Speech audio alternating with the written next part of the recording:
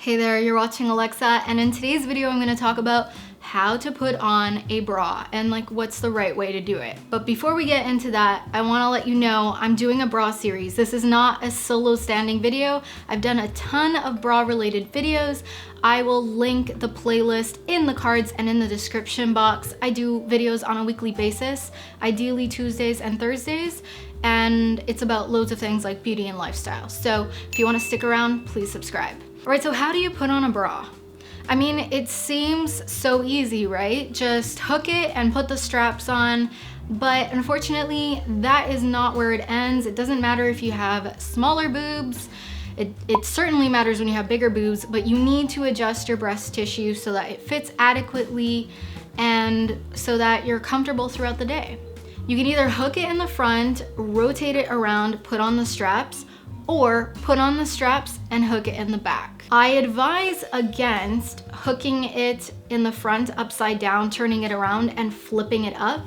I used to do that. I don't know if a lot of other people do that, but with molded cups and even regular bras, that can actually damage the integrity of the cups and also shift the underwire over time. And if you spend a lot of money on quality bras, then you really don't want to be damaging your expensive lingerie by doing that. So I recommend always hooking it right side up. Once you hook it and get the straps on and you've got it facing the right way, you want to make sure that the band and the straps are smooth. I really hope I'm not flashing anyone in these clips. If I am, I'm probably going to blur out some parts so that you can just get the basic gist of the motion, because YouTube is kind of a bitch when it comes to talking about boobs, because somehow boobs are so sexual. Oh great, I said the S word. YouTube's probably going to get offended now.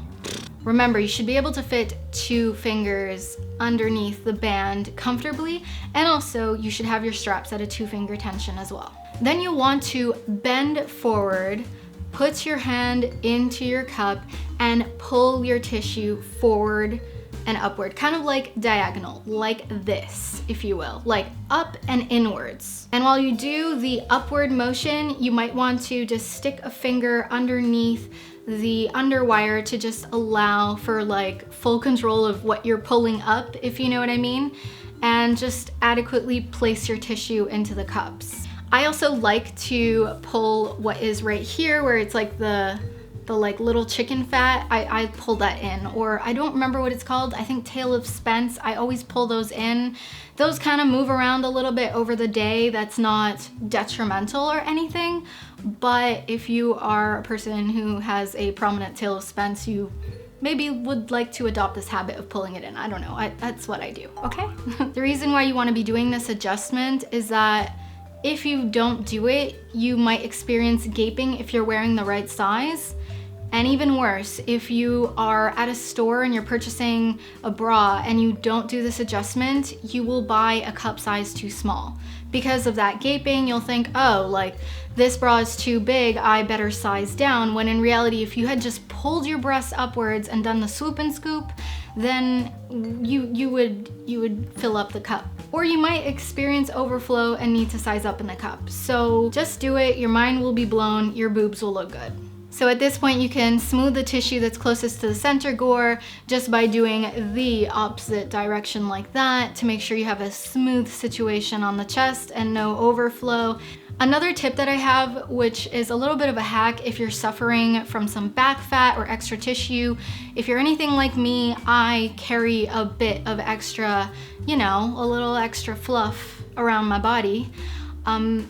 Go for bras that have a thicker band, because you can stretch those a bit and kind of just situate your body fat so that it looks a bit smoother. It sort of works like shapewear for your back. And you can even opt for long line bras. Long line bras are bras that look a little bit like they have an extension, sort of like a corset quality to them. They typically have more hooks in the back and they are just, you know, long line bras, and they will help give you a slimmer appearance at the rib cage. Obviously don't go too tight with those, but you know, they can be very flattering. They're quite similar to shapewear, and they come in all sorts of pretty colors, and it's nice to experiment with different styles. All right, so that is how I would put on a bra. I hope that you guys enjoyed this video. Let me know what you thought in the comments. Check out the rest of this bra series, and let me know if you have any questions. I will see you in my next video. Bye.